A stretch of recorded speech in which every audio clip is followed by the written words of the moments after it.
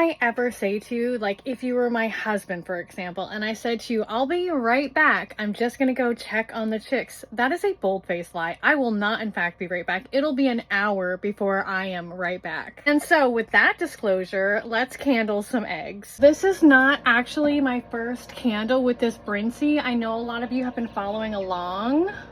Ooh, these are my shipped wheat and Americana eggs. I see veins, I see movement, I see that I'm blocking you from seeing the eggs. All looks well. Can I tell you that with these shipped eggs too, I am just at my wits end with shipped eggs, and so honestly, I just threw them right in the incubator. I didn't even go through my typical wait until the air cells are settled. That air cell isn't even settled, and it's saddled in there. I just threw them right in the Brincy, pointy side down, with the egg turners on, because I'm just over it. All of my, look at this, unbelievable. There's movements, there's veins in there. My hatch rates on shipped eggs this year have been so horrific. I'm talking like the last time I hatched in my nurture rights, I had 7 of the shipped eggs make it to lockdown. 1 of them hatched and the other 6 died like after 17 days.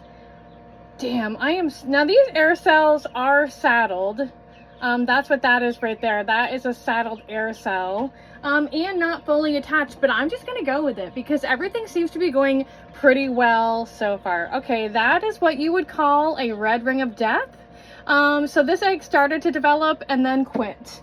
I only started with 7 of those eggs, and there's, oh damn, I was hopeful for you.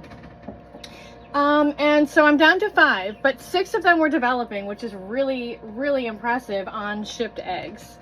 These are my black copper Morans. That one, with the black copper Morans, because they're so dark, it's hard to, well, actually, I guess you can see some development in there. Usually though, I'm looking for the air cell, and I'm looking to see that the air cell is growing throughout the incubation cycle. Yeah, I guess I see some development in there too, huh?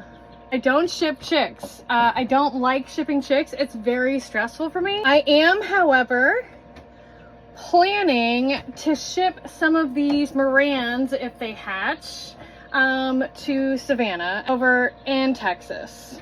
So let's hope these black copper Morans do well for her, because she's really eager to start a Moran's breeding program. So far, these look good. We've got 5 so far that look good. 6, 7. No development there, or if there is, it could have quit. Sometimes with the Morans, it's hard to see. 8, 9. Well, this is really good for those of you who I'm shipping Moran's eggs to right now. Viability looks really good. 10, 11, and 12. It looks like we have 12 developing black copper Moran's eggs. These are blue lace red Wyandottes. So I actually came in and candled maybe a couple days ago, because I just needed to know. I needed to know what was happening in here. And I don't know what's happening in there. That doesn't look great. That's okay. These are silky eggs. My silkies are some of my best hatchers. Viability is usually really good. Hatch rates are usually really good. Hoping to hatch some silkies and get them to Savannah as well. I'm really actually hoping that my silkies are about to start producing naked necks as well. This is a little cochin.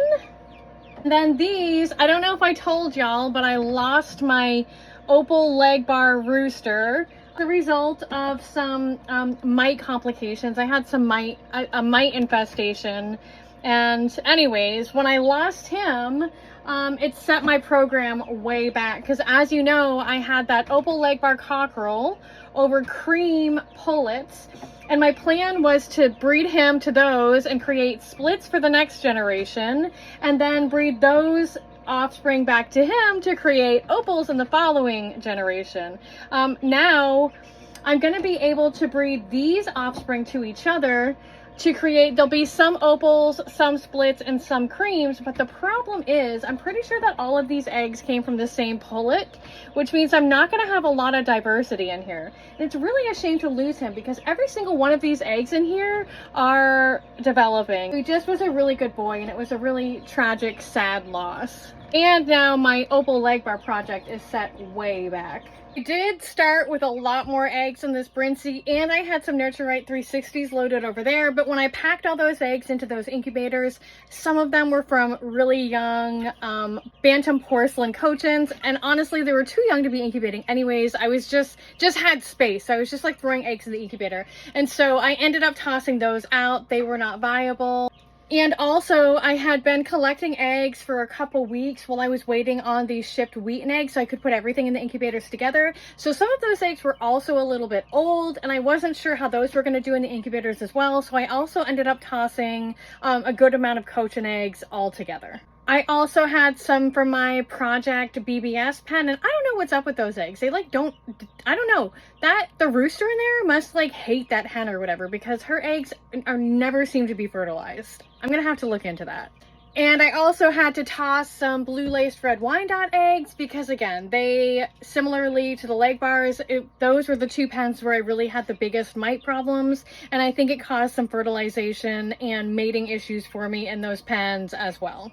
But the Brincy is performing so well, and the shipped eggs are doing better than any other shipped eggs that I've done so far this year. The Morans for Savannah look really good. I've got some Silkies in there that I'm hoping will hatch for her as well. And my Project leg bars, they will be, like I said, opal split to cream leg bar in there. So they'll look cream, but have those lavender genetics in them. So more will be revealed.